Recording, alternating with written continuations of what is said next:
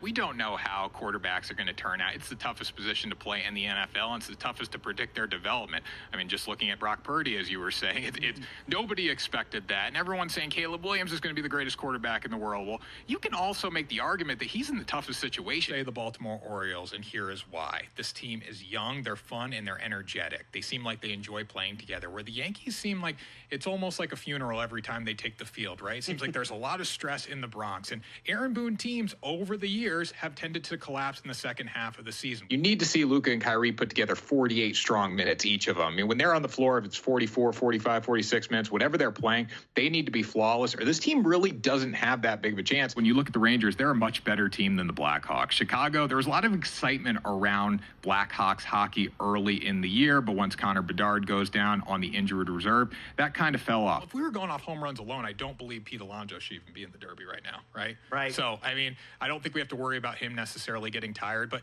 these young guys, man, they're 21, 22 years old. Like, we can't worry about them falling off in the second half. And if you use the home run derby as an excuse of why you fall off, there's a massive problem there. Come on. Well, they're up to 25-5 right now after the win tonight. So they've been playing fantastic basketball, finding their stride at the right time. I'm going to take them to make the Final Four for plus 460. I don't think they have a realistic chance of winning the national championship, but it is realistic for them to get to the Final Four depending on what region they end up in. 1-11 in 2021 under Randy Edsall. Obviously, he got blown out that season. Jim Mora took over the program in 2022, ended up winning 6 games, taking them to a bowl game. Unfortunately, they didn't win that one, but last year was a really disappointing season for them. They went well under this win total, finished with 4 wins last season. There were high hopes for the Huskies coming into last year, but this year, I think the hype is a little better because when you look at them, they have a very good quarterback this season in Nick Evers, 4-star recruit, transfer there from Oklahoma. They also have a really good backfield with Victor Rosa and Cam Edwards, 2 guys from Connecticut who can really run the football.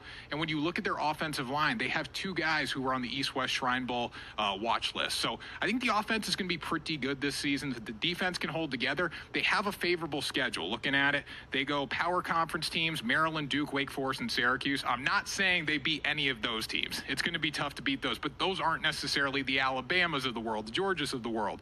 And when you're looking at the games that are winnable for them, Merrimack, Buffalo, Temple, Rice, UAB, and UMass, if that's the case, they get to 6 wins and go over this line. I really like Xavier plus 2.5 in this game. As good as a team as Marquette is, I think Xavier's got a great chance not only to cover, but to win outright. This one should come down to the wire based on how these two teams play. Now, Marquette's coming off that tough home loss to St. John's by 2 points in overtime. That was one I felt that Marquette had a really good chance down the stretch, but just continuing to let games go late. 4-6 in their past 10. They lost to Xavier by 2 earlier in the season as well at home. So I don't necessarily trust them in this spot. Now, when it comes to the numbers and the stats, Marquette does have the slight advantage here. They're 26 in Ken Palm, while Xavier's 42nd.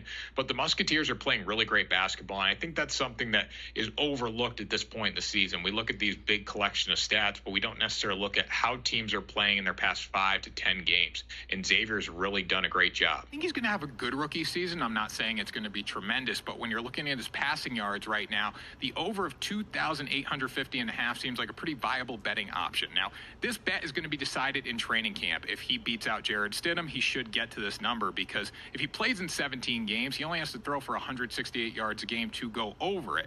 Now, the question is, if he doesn't win the starting job, then it gets a little dicier. However, if you do like the over, you got to bet it right now, because this number is going to shoot up.